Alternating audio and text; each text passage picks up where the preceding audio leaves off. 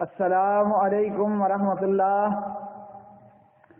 اسلامی عقیدہ کتاب و سنت کی روشنی میں سبق نمبر 13۔ کیا دین اسلام میں کوئی بدعت حسنہ بھی ہے؟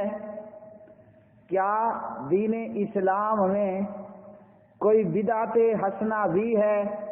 ہرگز نہیں، دین اسلام میں کوئی بدعت حسنہ نہیں ہے، اور اس کی دلیل ہے فرمان باری تعالی اعوذ باللہ من الشیطان الرجیم الیوم اکملت لکم دینکم واتممت علیکم نعمتی ورضیت لکم الاسلام دینا۔ آج میں نے تمہارے لیے تمہارا دین مکمل کر دیا ہے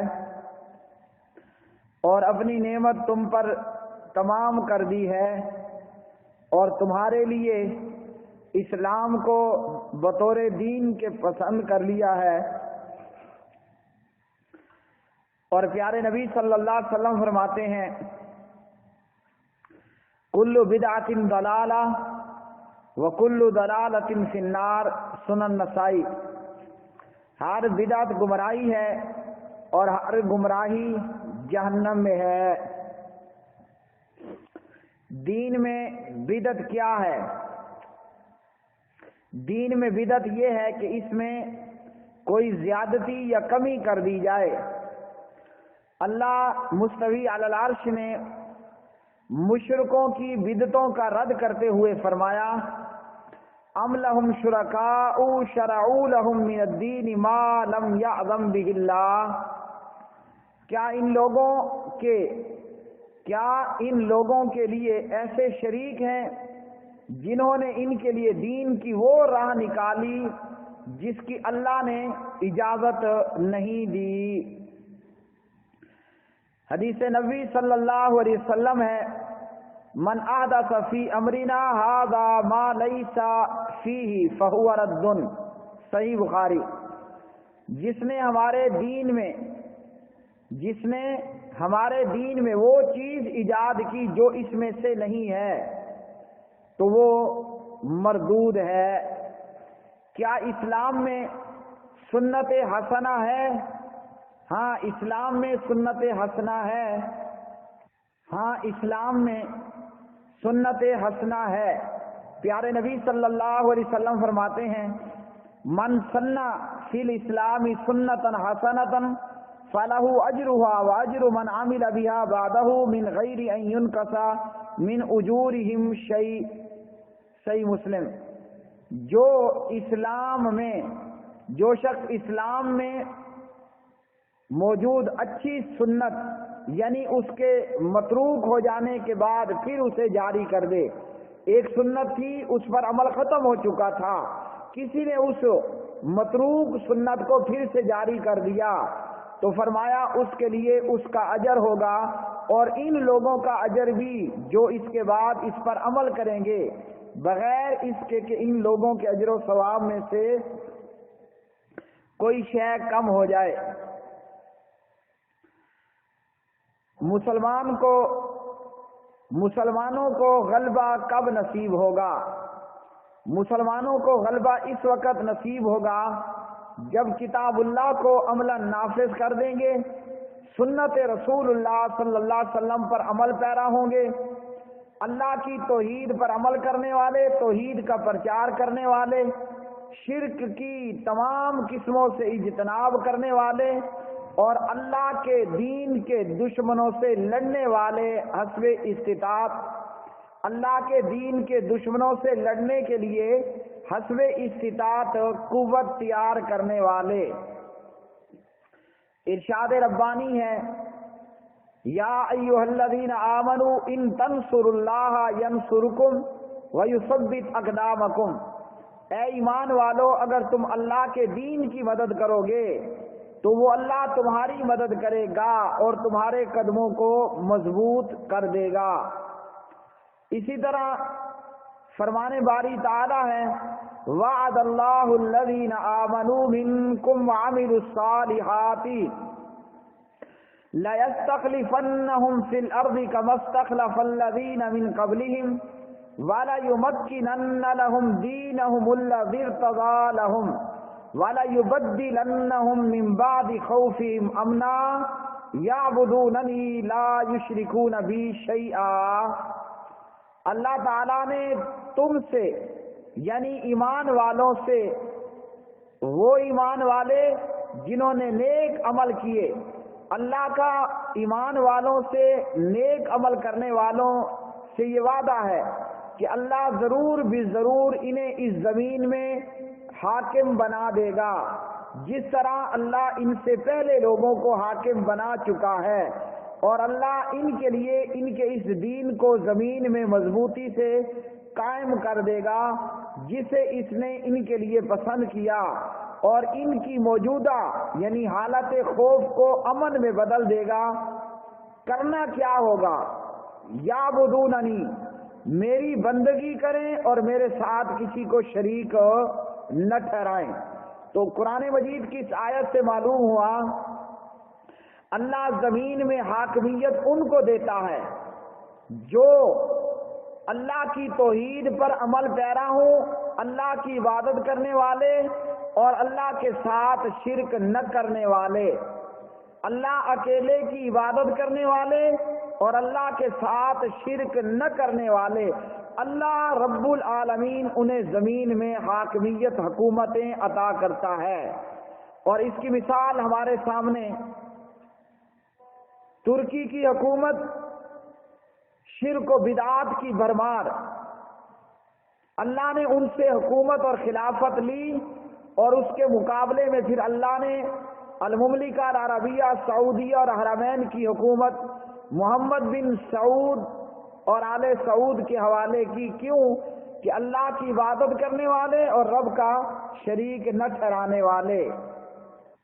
قرآن مجید فرقان حمید کی آیت سے ہمیں معلوم ہوا اللہ اکیلے کی عبادت کرنا اور اس کے ساتھ شریک نہ کرنا، اس کے دو فائدے ہوئے، ایک تو دنیا آخرت کے عذاب سے نجات، اور نمبر دو زمین میں اللہ ایسے لوگوں کو حاکم بناتا ہے جو توحید والے ہوں، اور جو توحید والے نہ ہوں اور مشرک ہوں اللہ ان سے حکومتیں چھین لیتا ہے، اس لیے حکومتوں کو دوام حاصل نہیں ہوتا۔ مقبول دعا، عبداللہ بن مسعود رضی اللہ تعالی عنہ راوی ہیں، پیارے نبی صلی اللہ علیہ وسلم نے فرمایا جب کوئی بندہ پریشانی یا فکر و غم سے دوچار ہو جائے تو وہ یہ دعا پڑھے، اللہ رب العالمین اس کی پریشانی کو دور کر دے گا۔ اللہم انی عبدک وابن عبدک وابن امتک ناصیتی بیدک ماض فی حکمک عدل فی قضاؤک اسألک بکل اسم هو لک سمیت به نفسک او علمتہ احدا من خلقک او انزلتہ فی کتابک واستأثرت به فی علم الغیب عندک ان تجعل القرآن ربیع قلبی ونور صدری وجلاء حزنی وذہاب ہمی۔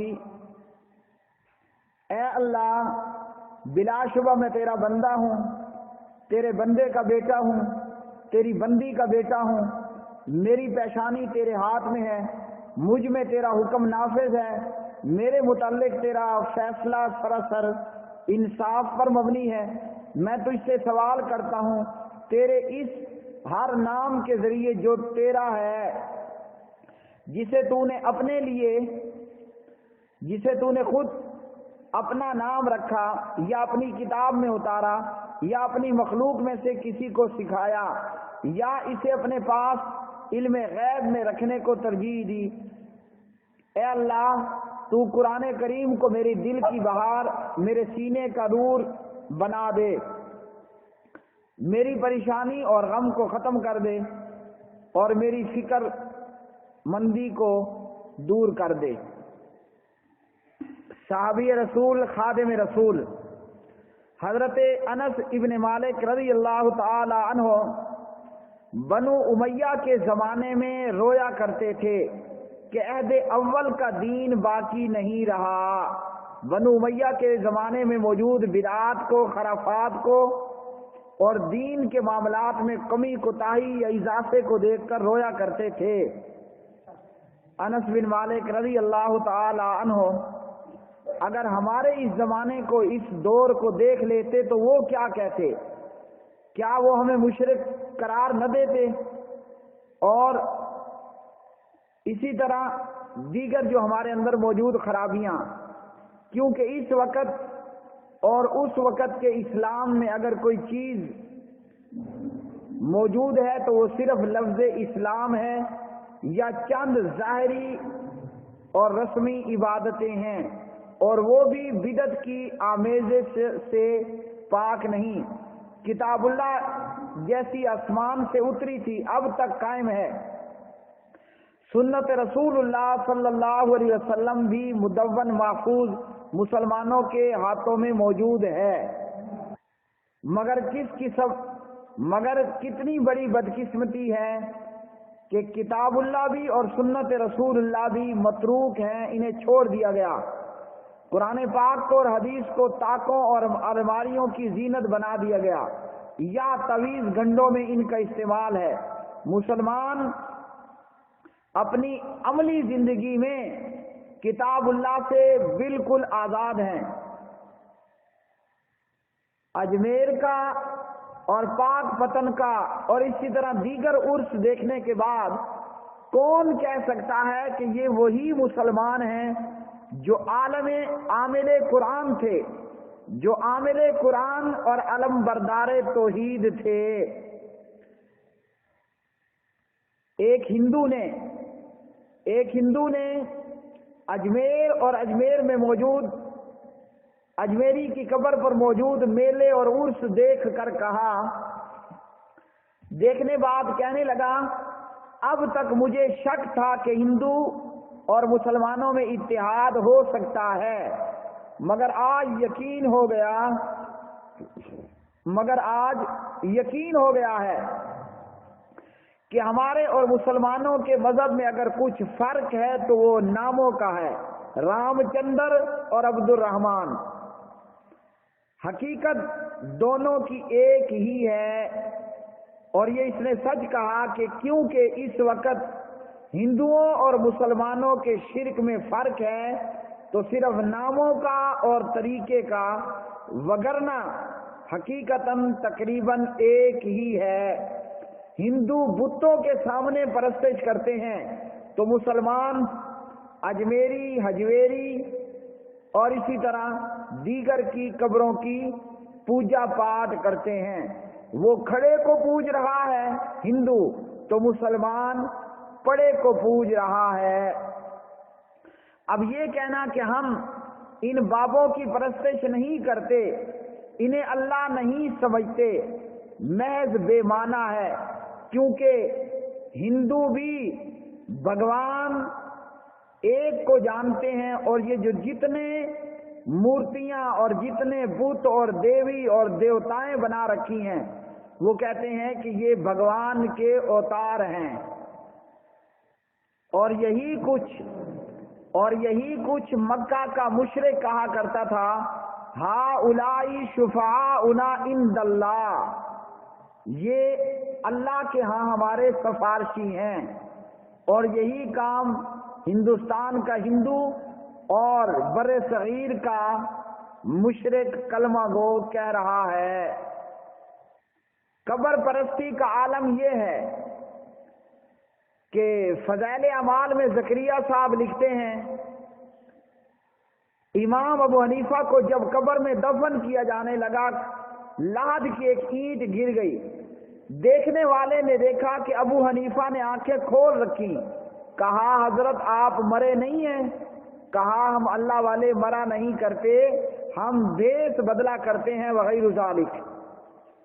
اور یہی کچھ اشرف علی تھانوی نے ارواح ثلاثہ میں لکھا کہ شاہ ولی اللہ خواجہ بختیار الدین کاکی کے دربار پر مزار پر گئے اور مراقبہ کیا۔ خواجہ بختیار الدین جو کب کا مر چکا تھا، قبر میں دفن ہو چکا تھا، مرنے کے بعد اپنا غسل خود نہیں کر پایا تھا، خود چل کر قبر میں نہیں جا سکا تھا، خواجہ بختیار الدین نے اپنی قبر پہ مراقبہ کرنے والے کو بتلایا تمہاری بیوی حاملہ ہے، پیٹ میں بچہ ہے، اور وہ لڑکا ہے، اور وہ قطب الاقطاب ولیوں کا ولی ہے۔ تو جب قبر پرستی کا یہ عالم ہو کہ توحید کا نعرہ لگا کر اس کی آڑ میں شرک کی پرچار کرنے والے، سنت کا نعرہ لگا کر اس کی آڑ میں بدعات کو پھیلانے والے، جس جماعت کا یہ کہنا ہے کہ اللہ سے سب کچھ ہونے کا یقین، مخلوق سے کچھ نہ ہونے کا یقین، دونوں جہانوں کی کامیابی پیارے نبی کے طریقے میں اور غیر کے طریقے میں دونوں جہانوں کی ناکامی کا یقین آ جائے، اس لیے ہے یہ سروزہ، اس لیے ہے یہ شب جمعہ، اس لیے ہے یہ چلہ، اس لیے ہے یہ 4 مہینے، اور اسی لیے ہے یہ سال اندرون بیرون۔ جب فضائل اعمال کا اور ارواح ثلاثہ کا، جب مولوی زکریا دیوبندی کا اور جب اشرف علی تھانوی دیوبندی کا یہ حال ہو، امت میں موجود باقی بریلویوں اور مشرکوں کا کیا حال ہوگا؟ تو امت توحید کو چھوڑ چکی، سنت سے دور ہو چکی، شرک کو توحید سمجھ لیا، بدعت کو سنت سمجھ لیا، اور جہاں کہیں اللہ کے دین پہ عمل کرنے والے چند اہل حدیث نظر آ گئے، انہیں فوراً لقب دے دینا کہ یہ انگریز کی پیداوار ہے، یہ ملکہ وکٹوریہ کی اولاد ہیں، یہ غیر مقلد اور اماموں کے گستاخ ہیں، یہ وہابی ہیں، اور اس طرح ان گنت بے شمار نام دے کر جس کے پاس توحید اس کو بدنام، اور جس کے پاس شرک اس کو توحید کا نام دیا، جس کے پاس بدعت ہے اس کو سنت کا نام چڑھا دیا۔ یہی وہ لوگ ہیں جو قبر پرستی کی طرف دعوت دینے والے، مراقبوں کے نام پر، چلوں کے نام پر، چشتیت کے نام پر، قادریت کے نام پر، سہروردیت کے نام پر، بغیر وردیت کے نام پر، دیوبندیت کے نام پر، بریلویت کے نام پر، دراصل یہی لوگ اس امت کے لیے اصل فتنہ اور تمام تر تباہیوں اور بربادیوں کا باعث ہیں۔ انہوں نے شریعت میں تعریف کی، کتاب و سنت کا دروازہ مسلمانوں پر بند کیا کہ تم کتاب و سنت کو برکت کے لیے پڑھو، کتاب و سنت پر عمل کے لیے نہیں پڑھنا، اور اس کی دلیل بھی میں بیان کر چکا، مزید بھی کیے دیتا ہوں۔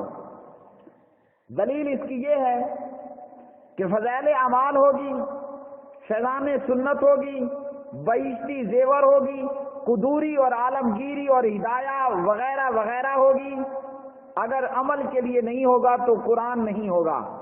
کیوں کہ قرآن کو سمجھنا مشکل، اور اس کے مقابلے میں مسلمان کے ہاتھ میں تھمادی فیضان سنت اور فضائل اعمال، جس میں برکت کے لیے احادیث دی گئی، عمل کے لیے نہیں، اور عمل کے لیے دے دیے گئے بزرگوں کے جھوٹے خواب اور جھوٹے قصے۔ تو کتاب و سنت کا دروازہ مسلمانوں پر بند کیا، بدعات و خرافات کی تاریکیوں کو پھیلا دیا، اسلام کا نام لے کر اسلام کو مسلمانوں کے دلوں سے اکھاڑ پھینکا۔ 1300 برس کی پوری تاریخ ہمارے سامنے کھلی ہے۔ وہ کون سی مصیبت ہے جو ان کے ہاتھوں سے نہیں آئی؟ وہ کون سی گمراہی ہے جس کا جھنڈا انہوں نے اپنے کندھوں پر نہیں اٹھایا؟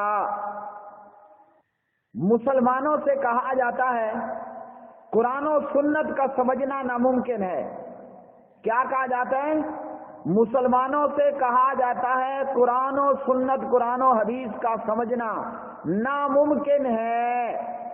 عمر کو تو قرآن سمجھ آ گیا، بلال بکریاں چرانے والے کو تو قرآن سمجھ آ گیا، ابو بکر کپڑا بیچنے والے کو تو قرآن سمجھ آ گیا، مکہ کے وہ دیگر لوگ زندہ بیٹیوں کو درگور کر دینے والے، انہیں تو قرآن سمجھ آ گیا، صحابہ نے تو قرآن سمجھ لیا رضوان اللہ علیہ مجمعین۔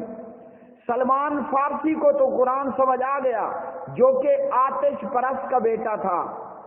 کیا ہم جیسے اپڈیٹ لوگوں کو قرآن کا سمجھنا ناممکن؟ جنہوں نے ABC پڑھ رکھی ہیں، 1 2 3 پڑھ رکھی ہیں، دنیا کے بے شمار علوم پر غلبہ حاصل ہے، کیا ان کے لیے قرآن سمجھنا ناممکن ہے؟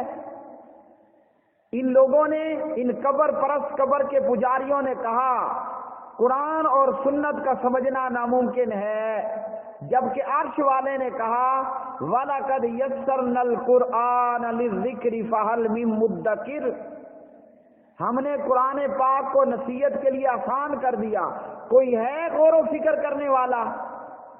اللہ فرما رہے ہیں یہ قرآن آسان ہے۔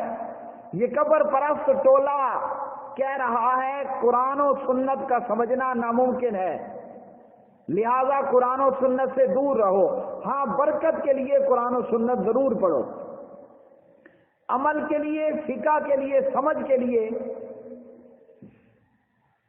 قرآن و سنت کو مت پڑھو۔ اب کیا کرنا ہے پھر؟ اگر قرآن اور سنت سمجھنا ناممکن ہے تو پھر کیا کرنا؟ بتایا گیا کہ پھر شخصیتوں کی تقلید واجب ہے۔ اشرف علی ثانوی اپنے رسالہ تقلید کے وجوب میں لکھتا ہے 4 اماموں میں سے ایک کی تقلید کرنا واجب۔ کیا ابو بکر نے تقلید کی؟ عمر نے تقلید کی؟ عثمان نے، معاویہ نے تقلید کی رضوان اللہ علیہ مجمعین؟ کیا امام ابو حنیفہ مقلد تھے؟ کیا امام مالک مقلد تھے؟ کیا امام شافعی مقلد تھے؟ کیا امام احمد ابن حنبل مقلد تھے؟ امام بخاری، مسلم، ابو داؤد، ترمذی، ابن ماجہ، نسائی اور اسی طرح امام جعفر علیہم الرحمۃ الرحمان، کیا یہ مقلد تھے؟ جواب ہے کہ یہ مقلد نہیں تھے۔ اگر امام ابو حنیفہ اور امام مالک وغیرہم اگر یہ بغیر تقلید کے جنت کی راہ کو پا سکتے ہیں، بغیر تقلید کے حق کو سمجھ سکتے ہیں، بغیر تقلید کے قرآن و سنت کو سمجھ سکتے ہیں، تو ہم کیوں نہیں سمجھ سکتے؟ اللہ کے قرآن میں کہاں ہے، نبی کی حدیث میں کہاں ہے کہ تقلید تم پر واجب ہے؟ قلیدوا فلانا و فلانا، اللہ کے قرآن میں کہاں ہے کہ فلاں فلاں کی تقلید کرو؟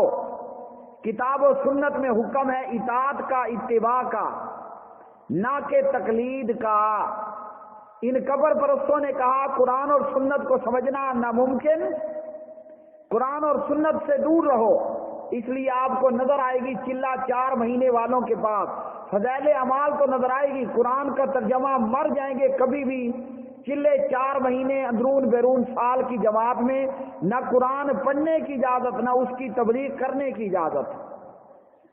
کہا گیا کہ شخصیتوں کی تقلید واجب ہے، لہذا بے چوں چراں ہمارے پیچھے چلتے آؤ، قبریں اونچی کرو، قبے بناؤ، اولیاء سے منتیں مانو، اور ایک ایک ایرے غیریوں کی جو ہے وہ سلسلے بنا کر، چشتی، قادری، سور وردی وغیرہ وغیرہ بنا کر بیعتیں کرو، اللہ تک مخلوق کو وسیلہ بناؤ، جو چاہو کرو بخشے جاؤ گے، کیونکہ تم محمد رسول اللہ صلی اللہ علیہ وسلم کی امت ہو۔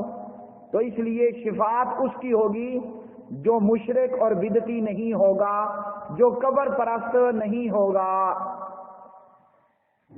کیا اب بھی وقت نہیں آیا کہ امت میں سے موجود اصلاح کرنے والے اٹھیں اور علماء سو کے ان شر انگیز نعروں سے، ان کے چہروں سے نقاب الٹیں کہ یہ جو بظاہراً اللہ سے سب کچھ ہونے کا یقین، نبی کے طریقے میں دونوں جہانوں کی کامیابی، یہ اصل نہیں ہے، یہ دکان پہ لگا بورڈ ہے، اندر تقلید کا شربت امت کو پلایا جا رہا ہے، دکان پہ بورڈ قرآن و سنت کا لگا کر، اوپر توحید و سنت کا بورڈ، اندر قبر پرستی کو جھوٹے قصے کہانیوں کی بھرمار سے عام کیا جا رہا ہے۔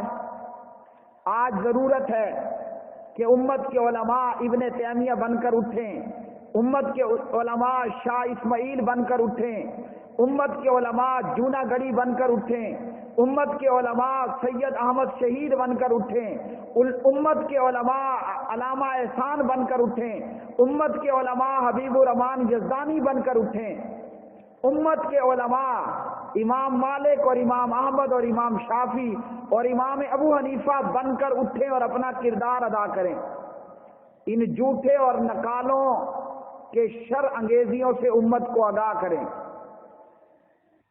کیا اب بھی وقت نہیں آیا کہ مسلمان آنکھیں کھولیں، اپنے مذہبی پیشواؤں کی حقیقت معلوم کریں اور دین کی حفاظت اور شرک و بدعت کے ازالے کے لیے، شرک و بدعت کو دور کرنے کے لیے آگے بڑھیں؟ اسلام میں نہ پپائیت ہے نہ روحانی پشوائیت ہے۔ وقت آ گیا ہے کہ یہ خود ساختہ پشوائیت ڈھا دی جائے تاکہ اللہ کے بندوں کا تعلق اللہ سے اور اللہ کے دین سے براہ راست ہو جائے۔